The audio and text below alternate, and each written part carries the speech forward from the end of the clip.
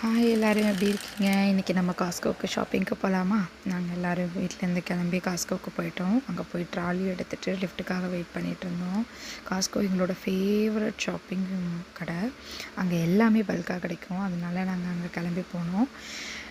நான் பசங்க அவர் எல்லோரும் தான் போனோம். போகும்போதே ஃபுட் கோர்ட்டை பார்த்தோம். கண்ட்ரோல் பண்ணிவிட்டு உள்ளே வந்துட்டோம்.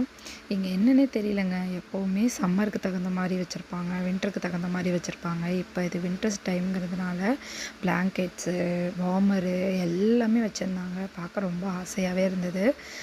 ஹேர் ட்ரையர்ஸு எல்லாமே இருந்தது. அங்கே போகிறதுக்கு முன்னாடி எல்லாமே நாங்கள் ஒன்ஸ் பார்த்துட்டு தான் போவோம்.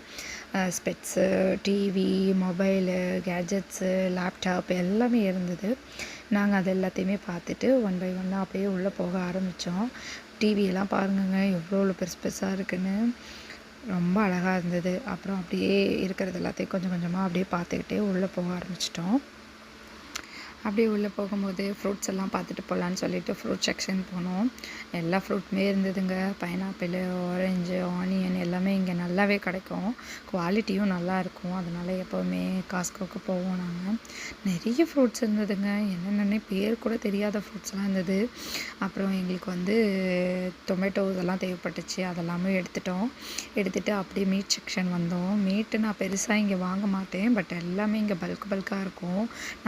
என்னால் அவ்வளோ சமைக்க முடியாது. அதனால் தேவைப்பட்டது மட்டும் சிக்கன் மட்டும் எடுத்துக்கிட்டோம். சிக்கன் இங்கே நல்லாயிருக்கும்.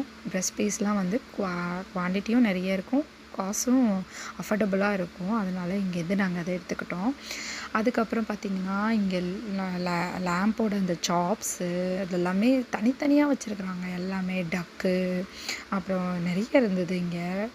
அதெல்லாமே பார்த்துட்டு அப்படியே நாங்கள் கொஞ்சம் கொஞ்சமாக மூவ் ஆகி அடுத்த செக்ஷனுக்கு போயிட்டோம். மில்க்கு இதெல்லாம் தேவைப்பட்டுச்சு. அதெல்லாமும் கொஞ்சம் அப்படியே எடுத்துக்கிட்டு என் பையன் இந்த ஃபிஷ்ஷை பார்த்துட்டு அவனுக்கு சால்மன்னா ரொம்ப பிடிக்கும், கேட்டுகிட்டே இருந்தான். நம்ம ஃபிஷ் ஷாப்பில் வாங்கிக்கலாம்னு சொல்லி கூட்டிகிட்டு வந்துட்டோம். அப்புறம் பார்த்திங்கன்னா எங்களுக்கு தேவையான முட்டை, பால் இதெல்லாமே நாங்கள் எடுத்துகிட்டு அங்கேருந்து வந்துட்டோம். இதெல்லாம் பார்த்திங்கன்னா லாப்ஸ்டர்லாம் நிறைய இருந்ததுங்க. கிராபு, லாப்ஸ்டரு அதெல்லாமே நிறைய வச்சுருந்தாங்க. அதெல்லாமே பார்த்துட்டோம். அது கொஞ்சம் எனக்கு சமைக்க தெரியாது லாப்ஸ்டர் பெருசாக.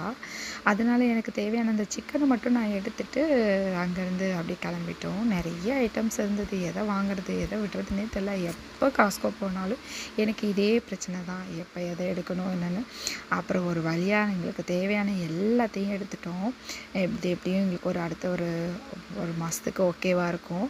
மில்க் மட்டும் பக்கத்தில் வாங்கிக்குவோம். அவ்வளோதான். சப்ஸ்கிரைப் பண்ணுங்கள் என்னோடய சேனலை. தேங்க்யூ ஃபார் வாட்சிங்.